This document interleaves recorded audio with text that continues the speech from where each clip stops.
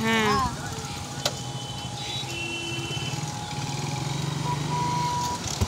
নমস্কার বন্ধুরা, simple living Nirupa ব্লগে সকলকেই স্বাগত।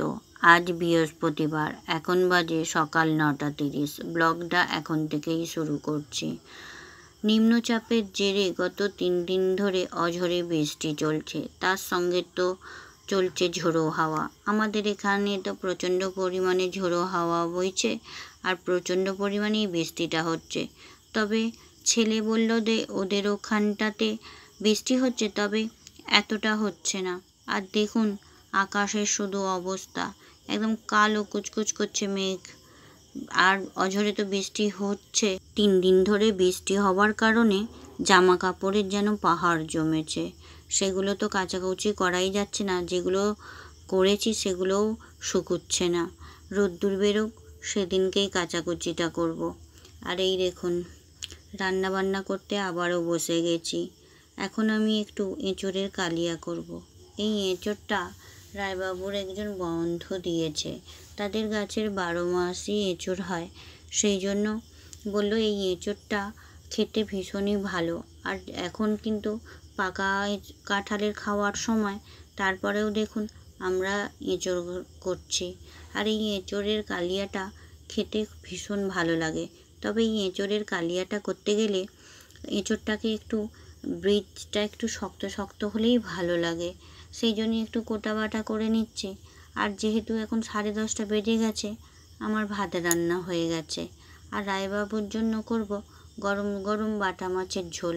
তার সঙ্গে অনেক কিছু আনাজই পড়বে, সব রকম আনাজ দিয়ে আজকে একটু ঝোল করে দেব। আজকে আর কিভাবে রান্না করছি সেটা দেখাতে তো পারবো, বলতে পারবো না। সেই জন্যই সবই লিখে লিখে দেখিয়ে দিচ্ছি, কি কি নিয়েছি আর কিভাবে করছি সেটা তো দেখতেই পাবেন।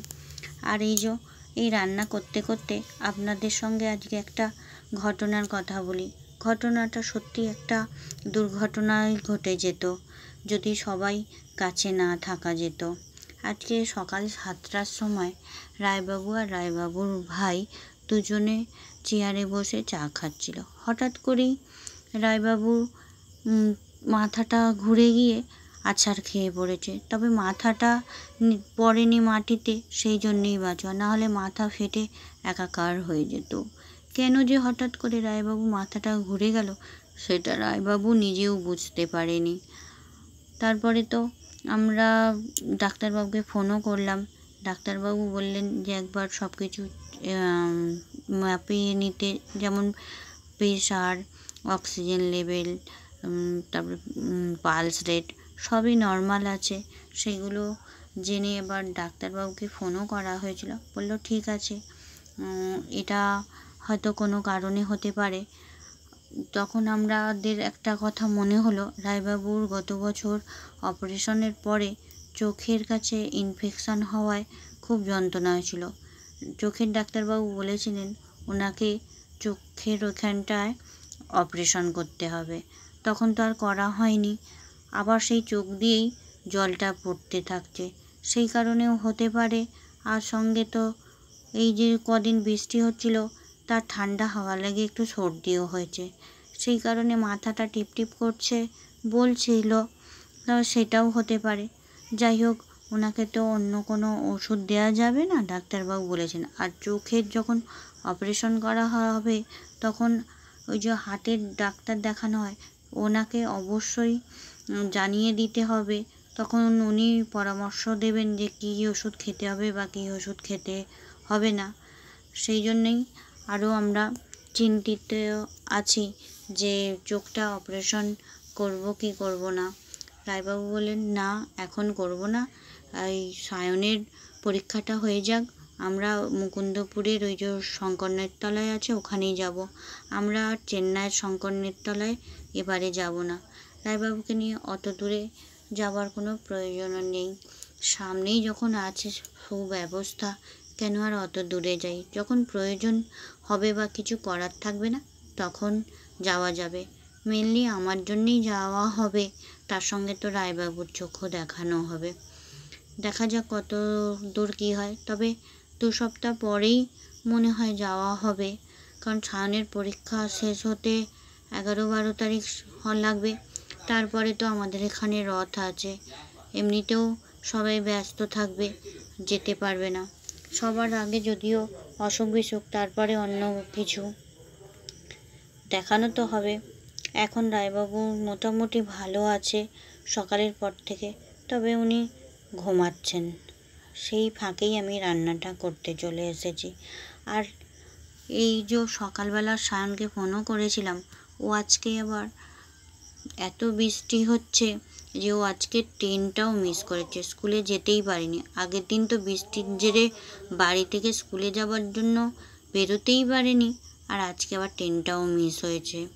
ও স্টেশনে গিয়ে আবার বাড়ি চলে এসেছে।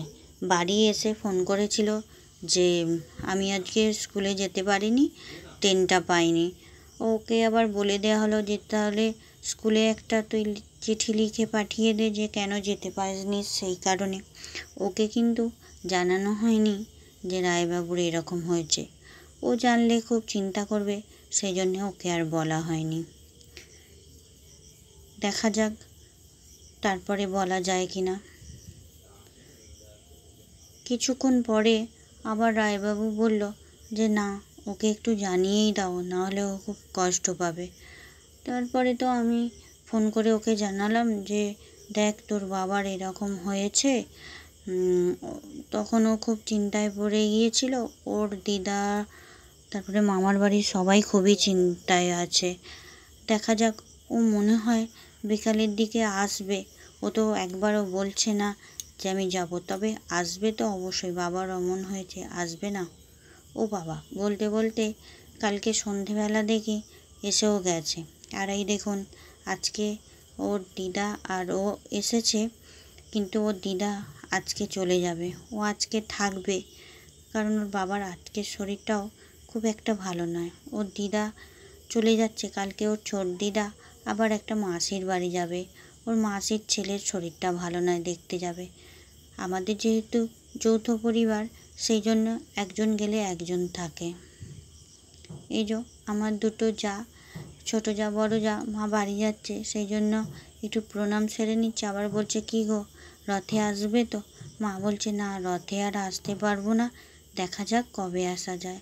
মা বলল যে আমি একটু ঠাকুরটা প্রণাম করে নিই, আর শান্ত বাইকে করে মাকে একটু এগিয়ে দেবে। আমাদের এই শুধু বাঁকটা মল্লি বাস স্ট্যান্ড, তবু সায়ন ওই ব্যাগটা যেহেতু ভারী আছে তুলে দিতে যাবে। ওকে সাইকেলে করে যেতে বলা হলো, বলল না, আমি সাইকেলে করে যাব না, আমি বাইকে করেই যাচ্ছি। বলছে আমি দিদাকে বাস স্ট্যান্ডে দিয়ে আসবো।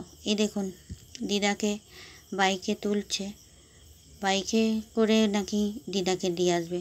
ও ততক্ষণ দিদাকে দিতে যাক, ও যতক্ষণ বাগমোড় ঘুরবে আমিও ওদের পিছন পিছন চলে যাব বাস স্ট্যান্ডে। ওই দেখুন বাগমোড়টা ঘুরলেই কিন্তু আমাদের বাস স্ট্যান্ড। আর এই দেখুন আমিও এসে পৌঁছে গেছি, আর ওরা নাতি আর দিদাতে দাঁড়িয়ে রয়েছে। দাঁড়িয়ে থেকে থেকে বলছে এই একটা বাস বেরিয়ে গেছে, আবার 5টা 20-তে বাসটা আসবে। ওই যে সামনের যে বাসটা রয়েছে সেই বাসটাই ঘুরে এসে দাঁড়াবে। আর যাবার সময় বলছে এনে ফুচকা খাবি। ফুচকা খাবার জন্যে কত আনন্দ, কত টাকাই বা দিয়েছে, তাই দেখুন আনন্দে একবারে মনটা ভরে যাচ্ছে। আর ওই যে ও তো কালকে যাবে, আজকে তো আর যাচ্ছে না। ও এবার বাড়ি চলে যাবে, বাড়িতে ওর বাবা একা আছে, ও চলে যাচ্ছে। আমি মাকে দিয়ে তারপরে যাব, যখন বাসটা ছেড়ে দেবে তখনই। ওই যে ও যাক, আমিও একটু মায়ের সঙ্গে দাঁড়িয়ে দাঁড়িয়ে গল্পটাও করে নিই, আমারও গল্প করা হয়ে যাবে। কথা তো মায়ের সঙ্গে অনেক কিছুই হয়নি। আর এই দেখুন বাসটা এসেও গেছে, বাসে বসে পড়েছে। বাস এখনও ছাড়েনি, এখনও 5-10 মিনিট দেরি হবে। এবার বসে বসে একটু কথা বলে নিচ্ছি, বাসটা পুরো ফাঁকা। এবার হুইসেল দিয়ে দিয়েছে, মায়ের যাবার পালা। মাকে বললাম যে কালকে মা এই সময়ে বাবু বাড়ি পৌঁছে যাবে, ওর তো কালকে আবার টিউশন আছে।